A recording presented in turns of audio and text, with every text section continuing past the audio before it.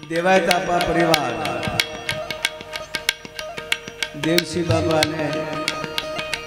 રામ બાપાનો પરિવાર એ પણ મહાદેવ પ્રસાદજી જેણે વેદો ઉપર અને શાસ્ત્રો ઉપર જેણે પીએચડી કર્યું હોય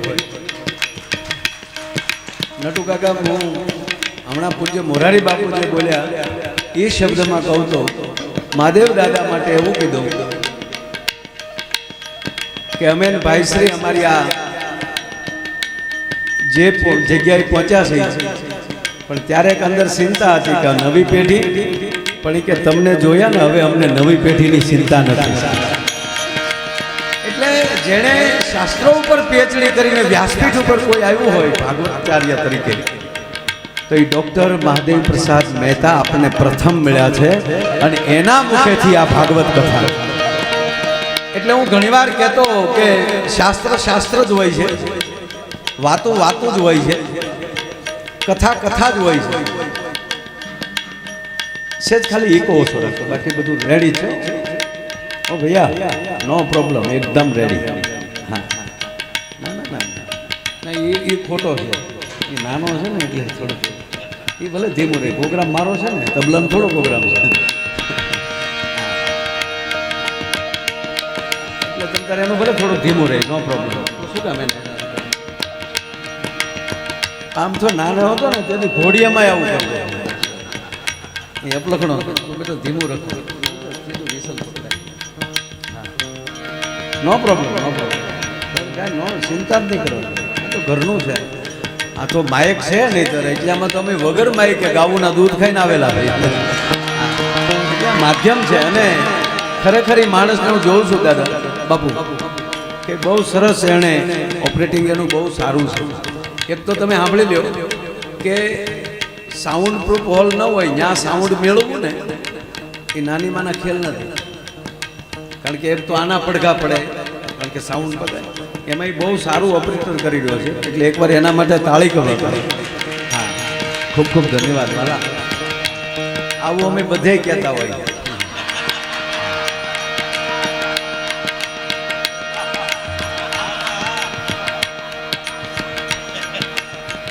પણ મૂળ વાત ઉપર આવું ભલે થોડું ધીમું રહે નો પ્રોબ્લેમ થોડું ધીમું બોલે ચિંતા નહીં કરવાની બિલકુલ આપણો ઘરનો ડાયરો અને આમાં કાંઈ એવું તો છે નહીં સવારે આવડા લોકો કવર ઓછું આપશે કારણ કે આ તો ઘરનું છે ને પ્રોગ્રામ માટે તો આવ્યા નથી અને એટલે જે બોલાય ને એવું બીજે કોઈ દી ન બોલે દાદા એક દાખલો પહેલા દઈ દઉં પછી એમાં આગળ વધુ નટુ કાકા એક રાજા અને એના પ્રધાન જે આમ પ્રવેશ કર્યો પ્રધાને એટલે પ્રધાનનો એસપી સાહેબ અગરખું એવું હતું ને એટલે રાજાને એમ થયું ભાઈ ભાઈ આ ક્યાં દરજીભાઈ સીવડાવ્યું છે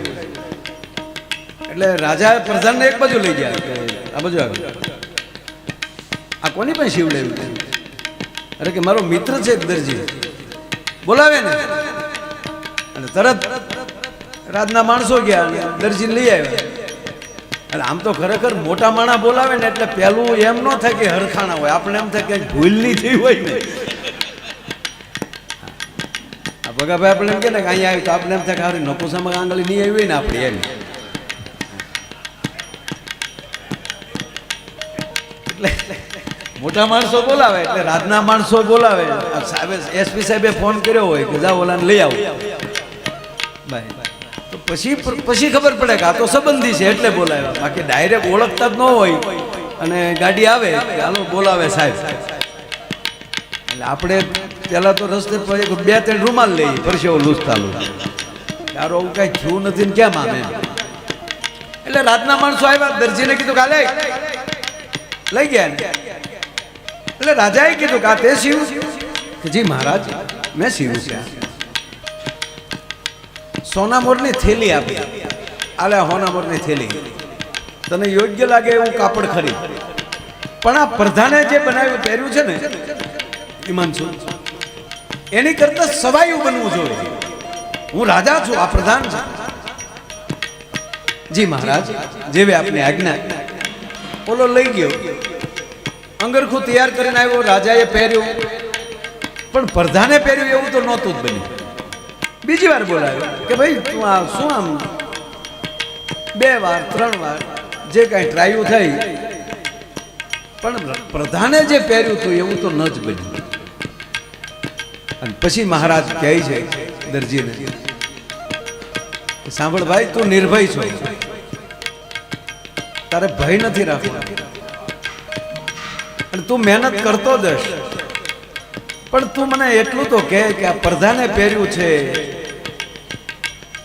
એવું મારું અંગરખું બનતું કેમ નથી? દરબાર માફ કરજો, બાપુ માફ કરજો, મહારાજા માફ કરજો, તમે તો મારા ઠાકર છો, મારા શાલિગ્રામ છો, અમારા નારાયણ છો, તમે તમારા આગળ અમારે ખોટું ન બનવાનું, મેં બહુ મહેનત કરી, પણ બાપુ માફ કરજો, એને પહેર્યું એવું તો હવે નહીં બને. એનું કારણ શું? બાપુ હું તમારું સીવું છું ને તો મને રાજા દેખાય છે કે કાંઈક ભૂલ પડશે તો મારશે, અને તમારા હોના પર કે એટલી કિંમત આપે છે ને સરખું નહીં બને, એમાંય રાજાનું બનાવું છું. એટલે તમારા અંગરખાની અંદર ભયના ટાંકા લાગે.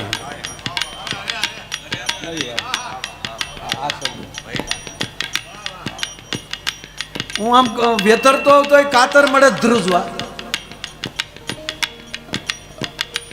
અને કદાચ ટાંકા લાગે છે તો આ હોના મોરના ટાંકા લાગે છે, સંપત્તિના ટાંકા લાગે છે. પણ મેં પ્રધાનનું બનાવ્યું ને મહારાજ,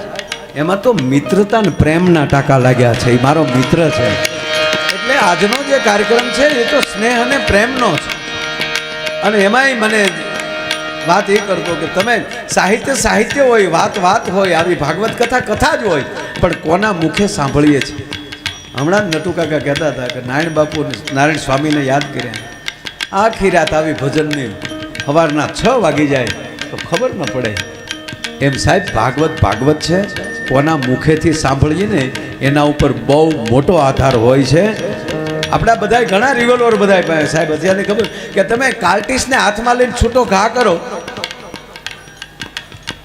તો એ બુલેટ લાગશે નહીં, એમાંથી બુલેટ નહીં નીકળે. છૂટો ઘા કરો હમણાં તો એને બ્લડ નહીં નીકળે. પણ એ કેવા વેપનમાંથી પાસ થાય છે, કેવી ગનમાંથી પાસ થાય છે તો માણસના કાળજા સુધી પહોંચી શકે. એમ શ્લોક કોના મુખમાંથી પસાર થાય છે ને તો માણસના હૃદય સુધી પહોંચી શકે. એવા પૂજ્ય મહાદેવ દાદાને એના ચરણોમાં પ્રાણ કોટી પ્રણામ કરી, ભાગવતજીને પ્રણામ કરી,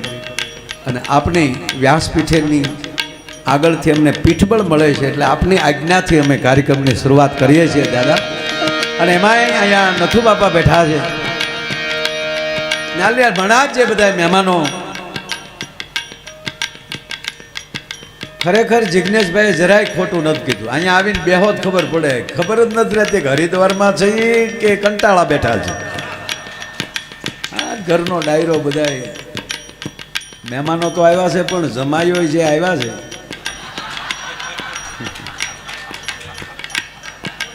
ફુવા એમની ધીરુ કાકા પૂછ્યો હા બધાને, અને બધાને કેટલાય માણસોને પ્લેનમાં અહીંયા હરિદ્વાર લાવ્યા છે.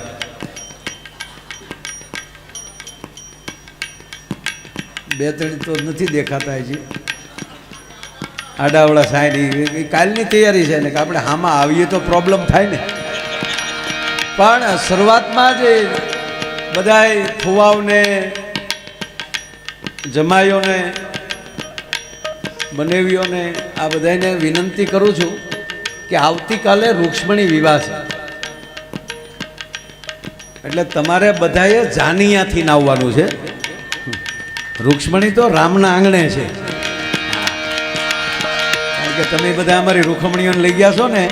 એટલે હવે કાલે તમે બધા કાલે કાયદેસર મજાક ના, તમારે તૈયાર થવાનું સવારથી તૈયારી કરજો. તમારે બધાને જાડેરી જાન લઈને આવવાનું છે, કારણ કે રામને ખોરડે કૃષ્ણની વાતો હાલે છે. એટલે અમને આનંદ એ છે કે એ અહીંયા તો સમજતું કાંઈ કલાકાર નહીં,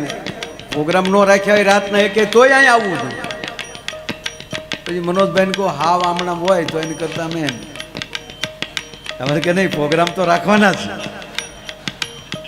એટલે એનો ખૂબ આગ્રહ ભાવ, એટલે આ બધાય જે ભાવથી આવ્યા છો, એટલે ફરીવાર રામ પરિવાર વતી આપ બધાનું હાર્દિક સ્વાગત કરું છું. એટલે આજે જે બોલાય, જે કાંઈ આનંદ થાય, અને એમાં અહીંયા ગંગાને કાંઠે આજે આરતી થઈ,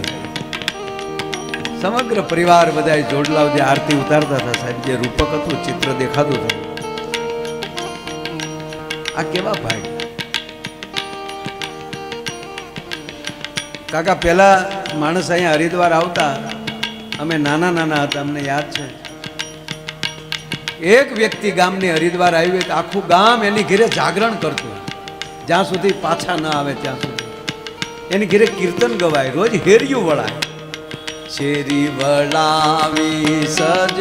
કરુને ઘરી ગામો, આખું ગામ કીર્તન કરે, અને છેલ્લે આવે ત્યારે એના હામિયા થાય. વ્યવસ્થા નહોતી, કલ્પના તો કરો. એને બદલે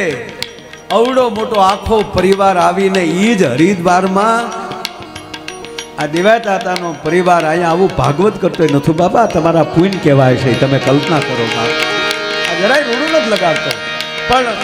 આ પરિવાર સાથે વર્ષોથી સંકળાયેલો છું. બધી વાતો કરું ભગાભાઈ. પહેલા કહું, દેવાતાતા હાર્ડવેર હતા.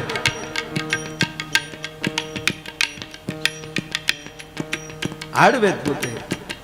નથુ બાપાના બાપુજી રામ બાપુના દેવાતા. કોઈનો હાથ પગ એસપી સાહેબ ભાંગ્યો હોય અને ત્યાં લાવે, એ જ્યાં સુધી હાજા થાય ત્યાં સુધી આખા પરિવારને ત્યાં ઘરે રોકીને રોટલા ખવડાવવાના, હાજો કરીને મોકલવાનો. સાહેબ આ રોટલો ઉગ્યો છે આજ ગંગાને કાંઠે.